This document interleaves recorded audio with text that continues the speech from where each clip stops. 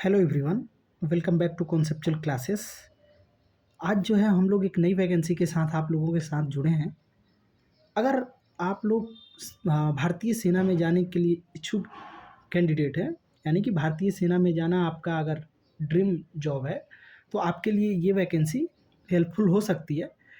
अग्निवीर 2025 की जो है वैकेंसी आ चुकी है, आप जाकर अप्लाई कर सकते हैं। ठीक है, तो आज हम लोग इसी को देखेंगे, क्या एलिजिबिलिटी है, कितने दिन का सर्विस पीरियड है, क्या बेनिफिट्स मिलेगा और कैसे जो है सिलेक्शन प्रोसीजर क्या है, ये सारी चीज़ें हम लोग देखेंगे। ठीक है, सबसे पहले हम लोग एलिजिबिलिटी कंडीशंस को देखते हैं, क्या एलिजिबिलिटी क्राइटेरिया है। तो ऑनलाइन अप्लीकेशन जो है वो है इनवाइटेड किसके लिए, अनमैरिड मेल के लिए और अनमैरिड फीमेल के लिए। तो सबसे पहले यही फिल्टर आउट हो गए, जिनकी भी शादी हो चुकी है वो इस वैकेंसी को अप्लाई नहीं कर पाएंगे। ठीक है, तो आप देख सकते हैं Agniveer SSR eligibility criteria and broad terms and conditions जो है दिया हुआ है। एजुकेशनल क्वालिफिकेशन की बात करें तो आप जो है 10+2 विथ मैथमेटिक्स फिजिक्स, यानी कि मैथमेटिक्स और फिजिक्स होना चाहिए आपका 12 में। किसी भी school education recognised by ministry of education द्वारा रिकॉग्नाइज्ड बोर्ड से आपको 10+2 मैथमेटिक्स और फिजिक्स के साथ होना चाहिए और मिनिमम 50% मार्क्स आपका होना चाहिए। या फिर अगर आप डिप्लोमा किए हैं 3 ईयर डिप्लोमा कोर्स तो भी आप एलिजिबल हैं। अगर आप mechanical, electrical, automobile, computer science, instrumentation, information technology, इन सब में अगर आप किए हैं 3 ईयर डिप्लोमा कोर्स तो भी आप जो है एलिजिबल हैं। 50% मार्क्स इसमें भी होनी चाहिए। या फिर अगर 2 ईयर वोकेशनल कोर्स किए हैं विथ नॉन वोकेशनल सब्जेक्ट जैसे फिजिक्स, मैथमेटिक्स, तो भी आप एलिजिबल हैं, 50% मार्क्स होना चाहिए। ठीक है, अब देखिए जो लोग 12th बोर्ड एग्जाम अपीयर हुए हैं इस बार 24-25 में, वो भी एलिजिबल हैं, वो भी अप्लाई कर सकते हैं अगर बाकी की एलिजिबिलिटी क्राइटेरिया मीट करते हैं तो। ठीक है, तो सबसे पहले एज की क्राइटेरिया देख लेते हैं। अगर अग्निवीर फरवरी 2025 बैच की बात करें तो candidate should be born between 1 सितंबर 2004 से लेकर 28 फरवरी 2008 तक। अगर उनका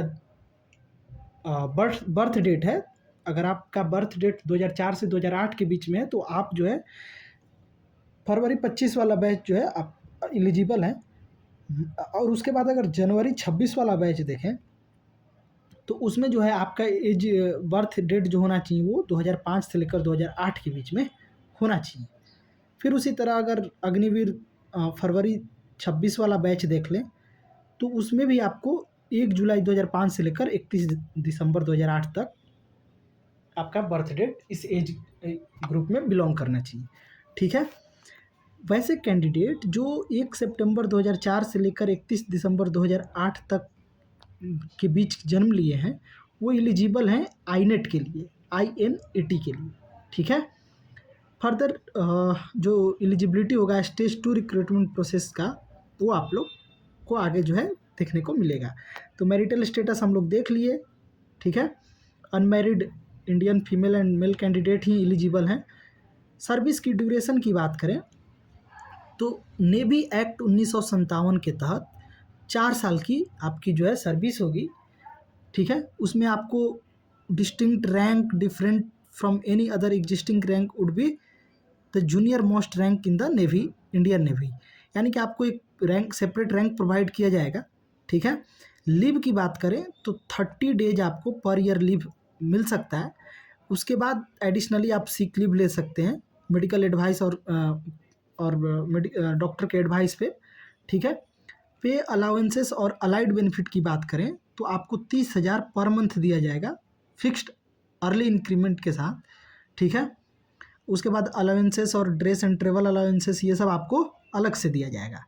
अब बात करते हैं सेवा निधि की, जो सबसे इम्पोर्टेंट है।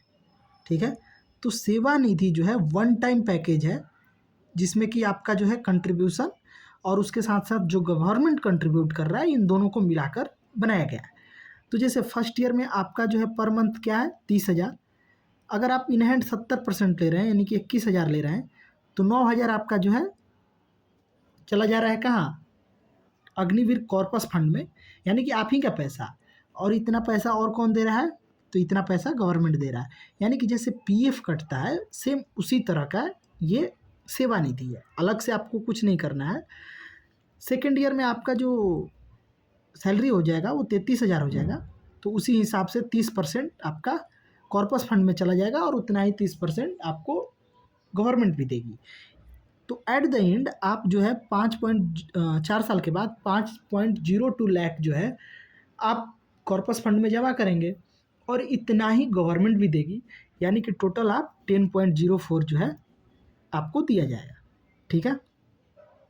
लाइफ इंश्योरेंस कवर की अगर बात करें तो 48 लाख का इंश्योरेंस कवर है अगर आप इंगेजमेंट पीरियड के टाइम आपको कुछ होता है तो।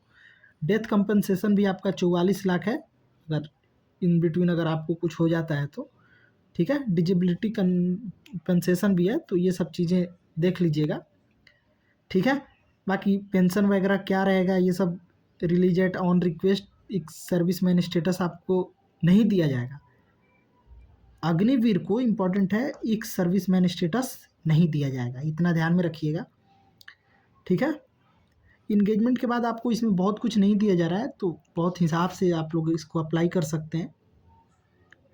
ठीक है। अब देखिए एप्लीकेशन विंडो की अगर बात कर लें आईनेट की, तो 29 मार्च से लेकर 10 अप्रैल तक रहेगा। करेक्शन विंडो 14 अप्रैल टू 16 अप्रैल, और स्टेज 1 जो होगा वो मई 25 में होगा, और स्टेज 1 का जो रिजल्ट आएगा वो मई में ही आ जाएगा। तो प्रोसेस बहुत फास्ट होने वाली है, तो कृपया अगर आप लोग इंटरेस्टेड हैं तो अपने सारे डॉक्यूमेंट्स रेडी कर लीजिए पहले। सेकेंड स्टेज जो होगा वो shortlisting and issues of call of letter, जो कि जून में किया जाएगा। फिर स्टेज 2 आपका जुलाई में होगा, और induction at Chilka lake Agniveer 225 जो होगा वो सितंबर 25 में होगा। तो पूरा ये ब्रेकडाउन है, आप देख सकते हैं कब क्या क्या किया जाएगा। फाइनल जो इंडक्शन होगा वो आपका जुलाई 26 में होगा। तो पूरे 1 साल के आसपास का टाइम लग रहा है सिलेक्शन प्रोसीजर में। ठीक है। तो ये हो गया, ये स्टेज 1 स्टेज 2 स्टेज 3 आप जो हम लोग डिस्कस किए थे। वैकेंसी अलग अलग है, एक 226 का है, एक 126 का है, और एक जो है 225 का है। ठीक है। स्टेज 1 सबके लिए सेम है, स्टेज 2 अलग अलग है। अब टेस्ट की बात करें तो इसमें टोटल 100 क्वेश्चंस होंगे, जो कि 1-1 मार्क्स के होंगे। ठीक है। हिंदी इंग्लिश दोनों में रहेगा। 10+2 का ही सिलेबस रहेगा, जो सिंपल पेपर होता है वो आप जो है सिंपल पेपर यहाँ से जाकर डाउनलोड कर सकते हैं joinindiannavy.gov.in से। ठीक है। रॉन्ग आंसर के लिए जो पेनाल्टी है वो 0.25 है, 1 नंबर करेक्ट के लिए 0.25 अगर आप निगेटिव करते हैं तो। ठीक है। एग्जामिनेशन फ़ी की बात करें तो 550 रुपीज़ लगेगा एग्जामिनेशन फ़ी, प्लस 18% GST आपको अलग से देना होगा। ठीक है। तो ये सब चीज़ें आप जाकर देख लीजिएगा भरने से पहले। उसके बाद शॉर्ट लिस्टिंग कैसे होगा ये सब तो हम लोग देख लिए। अब देख लेते हैं कि फिजिकल स्टैंडर्ड क्या है। तो फिजिकल फिटनेस टेस्ट जो होता है वो मैंडेटरी है। ठीक है। अगर मेल हैं तो उनको 6 मिनट 30 सेकेंड में 1.6 किलोमीटर दौड़ करना है कंप्लीट, और लड़कियों को यानी कि फीमेल को 8 मिनट में 1.6 किलोमीटर रन करना है। स्क्वैथ यानी कि उठक बैठक की बात करें तो मेल को 20, फीमेल को 15। पुशअप्स की बात करें तो मेल को 15 और फीमेल को 10। बेंट नी सिटअप्स की बात करें तो मेल को 15 और फीमेल को 10 करना है। स्टेज 2 जो होगा वो रिटन एग्जाम होगा, उसमें भी 100 क्वेश्चंस होंगे 1-1 मार्क्स के। सेम वहीं आप जाकर सैम्पल पेपर यहाँ से देख सकते हैं, 1 घंटा की ड्यूरेशन रहेगा। फिर वहीं physical fitness provisional selection list दिया जाएगा। ठीक है। टैटूज नहीं होना चाहिए, अगर परमानेंट टैटूज आपके बॉडी पे हैं तो वो आपको जो है आप जो है अनएलिजिबल हो जाइएगा, तो इसको ध्यान रखिएगा। ठीक है।